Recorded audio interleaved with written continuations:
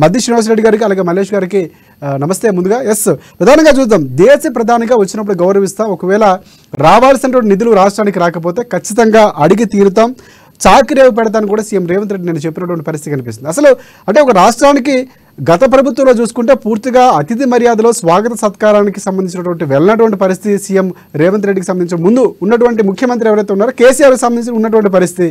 So పూర్తిగా అప్పుడు ముఖ్యమైనటువంటి మంత్రులు కూడా వెళ్ళేటువంటి పరిస్థితి. కానీ సంప్రదాయాన్ని పాటిస్తూ రేవంత్ రెడ్డి వెళ్ళాలని ఎందుకు తప్పుపడుతున్నటువంటి పరిస్థితి కనిపిస్తుంది. సో దానికి మీరు ఏమంటారు? ప్రధానంగా బీజేపీ పార్టీకి సంబంధించిన మల్లేష్ గారు.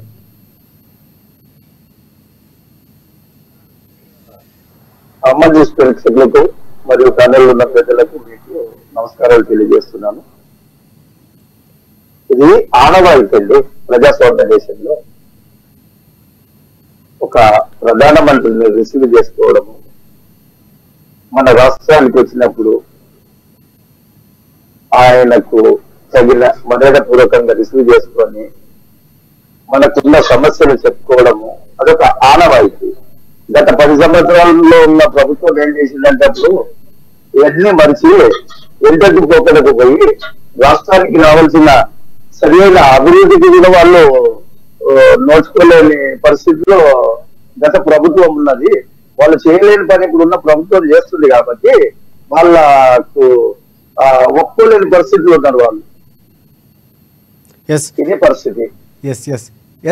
శ్రీనివాస్ రెడ్డి గారు, కాంగ్రెస్ పార్టీకి సంబంధించి ఒక రిప్రజెంటేటివ్గా రాష్ట్రానికి ఒక పెద్దన్న పాత్ర పోషిస్తున్నటువంటి రేవంత్ రెడ్డి, సో దేశాలకి ఒక పెద్దన్న పాత్ర, రాష్ట్రాలు అన్నింటిలో కూడా పెద్దన్న పాత్ర పోషిస్తున్నటువంటి ఎవరైతే ఉన్నారో ప్రధానికి సంబంధించి పెద్దన్నగా అభివర్ణిస్తూ ఆయన్ని ఒక స్వాగతం పలికినటువంటి పరిస్థితి, పూర్తిగా ఒక కొత్త సాంప్రదాయానికి కాంగ్రెస్ పార్టీ నుంచి రేవంత్ రెడ్డి ముందడుగు వేసినటువంటి పరిస్థితి కనిపిస్తోంది.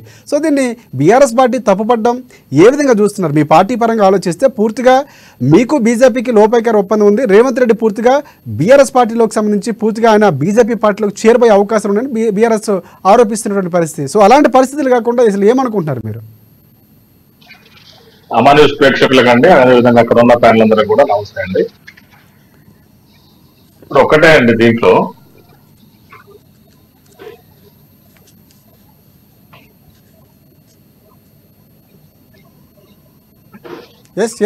హలో కంటిన్యూ చేయండి. ఇప్పుడు హరీష్ రావు గారు ఏమంటాడు, మా ఎమ్మెల్యేలేమో రేవంత్ రెడ్డి గారిని గెలుస్తేనేమో మర్యాదపూర్వకంగా గెలిచారట. మరి సాక్షాత్తు సెక్రటరీకి వెళ్ళి కలుస్తారు వాళ్ళేమో మర్యాదపూర్వకంగా కలిసినట్టు.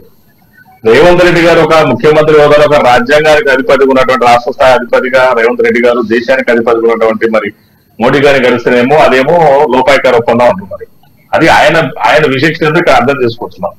ఇవాళ వీళ్ళ యొక్క ఒక సింగిల్ నేను పట్టిన కాలుకి కొందరికి 3 కాలు అనే సందంగా ఇలా బీఆర్ఎస్ ఎవరు కూడా ఉన్నటువంటి ముఖ్యమంత్రి, గతంలో ముఖ్యమంత్రి కేసీఆర్ గారు ఏ రోజు కూడా మోడీ గారికి గౌరవించలేదు ఒక ప్రధానమంత్రిని. ఇలా మన రాష్ట్రానికి కేంద్రం నుంచి చాలా రావాల్సిన నిధులు ఉన్నాయి. మరి ఆ నిధులను కూడా ఎక్కడ కూడా ఆయన మర్చిపోయారు ఆ విషయాన్ని. అదేవిధంగా ఎన్టీపీసీలో దాదాపు 4000 మెగావాట్ల విద్యుత్ ప్రాజెక్టు కట్టడానికి అవకాశం ఉన్నా కూడా కేసీఆర్ గారు కేవలం 1600 మెగావాట్లకే మరి పర్మిషన్ తీసుకొచ్చారు కేంద్రం నుంచి. 2400 మెగావాట్ల విద్యుత్ కూడా పర్మిషన్ తీసుకురాలి. అదొక అంశం ఉంది. అదేవిధంగా జలజీవన్ అన్న మిషన్ ఒకటి ఉంది కేంద్ర ప్రభుత్వం. జలజీవన్ అంటే ఇంటింటికి నల్లాలు వచ్చే ప్రాజెక్ట్ అది. మరి దానికి ఎవరు ఇవ్వాలి? సెంట్రల్ గవర్నమెంట్ స్కీమ్ ఉంది. అది మన ప్రభుత్వం, అది సెంట్రల్ గవర్నమెంట్ మనకి డబ్బులు ఇవ్వాలి కదా. మన వాళ్ళ రాష్ట్ర దేశంలో మన ఒక భాగం కదా. మరి ఆ స్కీమ్ కూడా మనకి డబ్బులు రావాలి కాబట్టి జలజీవన్ కనుక మిషన్ సంబంధించిన ఏదైతే ఉన్నాయో వాళ్ళు మనకు వచ్చే డబ్బులు ఇస్తే మనం ఏదైతే గ్రామాలలో ఇంటింటికి నీళ్లు పంపిణీ కార్యక్రమం అది యాక్చువల్ గా దానికి సంబంధించి ఆ డబ్బులు ఖర్చు పెట్టుకొని మనం చేయగలుగుతాం. అదేవిధంగా మరి మనకి ఐపీఎస్ ఆఫీసర్లు కూడా 2016లో రాష్ట్రానికి 76 మంది ఐపీఎస్ ఆఫీసర్లు కేటాయించారు.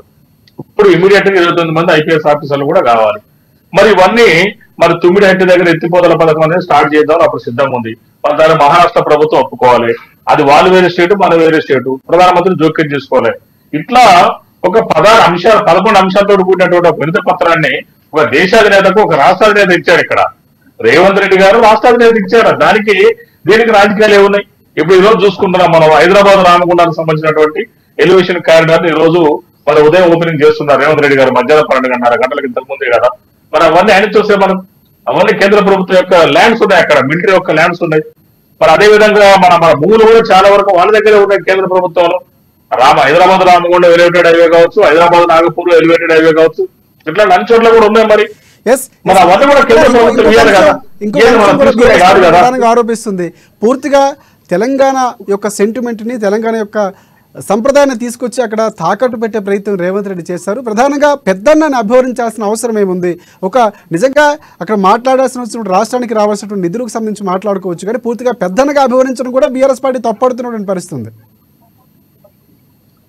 జనరల్ ఒకటండి, ఎవరినైనా మనం తెలంగాణ సాంప్రదాయం ఏంటంటే ఆనాడు మన ఎన్టీఆర్ గారు ఉన్నప్పటి నుంచి కూడా అన్న అన్నారంటే ఒక కొత్త సాంప్రదాయానికి వచ్చింది తెలుగు రాష్ట్రాల్లో.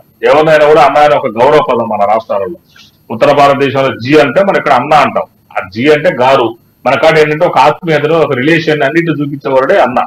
ఆ రోజు ఎన్టీ రామారావు గారు కూడా అన్న అన్నారు. ఇప్పుడు ఎవరైనా కూడా రేవంత్ రెడ్డి గారు కూడా అందరూ అన్న అంటున్నారు. అంటే అన్నారావు కూడా ఆత్మీయతకు ఒక ప్రతిరూపం అని. మరి ఆయన దేశ ప్రధానమంత్రి కాబట్టి బడే బాయ్ అన్నారు. దాంతో ఏమున్నది అల్ల పెద్ద? అరే బడే బాయ్ అంటే కూడా తప్పేనా? రాష్ట్రం దేశానికి ప్రధానమంత్రిని బడే బాయ్ అంటే తప్ప? నువ్వు నేను ఒకటే మన కలిసి కూర్చొని ఇద్దరు రాజకీయ ఒప్పందం చేసుకున్నాను ఏం చెప్పలేదే. అది పబ్లిక్ బహిరంగ సభలో జరిగిన విషయాలు అవన్నీ కూడా. బడే బాయ్ ఇంట్లో పోయి మాట్లాడలేదు కానీ ఏమి, లేదా చాంబర్లో కూర్చొని మాట్లాడేది కాదు కదా. మరి ఇట్లాంటివి కూడా మీరు టీఆర్ఎస్ వాళ్ళు కూడా రాజకీయాలు చేయడానికి కూడా చిల్లర రాజకీయాలు తప్ప ఇలా ఏమీ లేదు. ఇప్పుడు ఇవాళ మనకి జల్ జీవన్ మిషన్ కావచ్చు, మరి ఎల్టీపీకి సంబంధించినటువంటి 2400 మెగావాట్ల విద్యుత్ మనకు రావాల్సింది కావచ్చు, హైదరాబాద్ రామగుండం కారిడార్, అదేవిధంగా హైదరాబాద్ నాగపూర్ కారిడార్, దానికి సంబంధించినటువంటి ఇప్పుడు ఇక్కడ సికింద్రాబాద్ మన కంటోన్మెంట్ ఇవ్వబట్టికే కదా, గవర్నమెంట్ యాక్సెప్ట్ చేయబట్టికే కదా సెంట్రల్ గవర్నమెంట్ ఇవాళ మన కారిడార్ ఓపెనింగ్ చేపించుకుంటున్నాం. 2230 కోట్ల వ్యయంతో మనం చేస్తున్నాం. ఒకసారి బీజేపీ పార్టీకి సంబంధించి మల్లేష్ గారు ఒకటి ప్రధానంగా మీ పార్టీకి సంబంధించి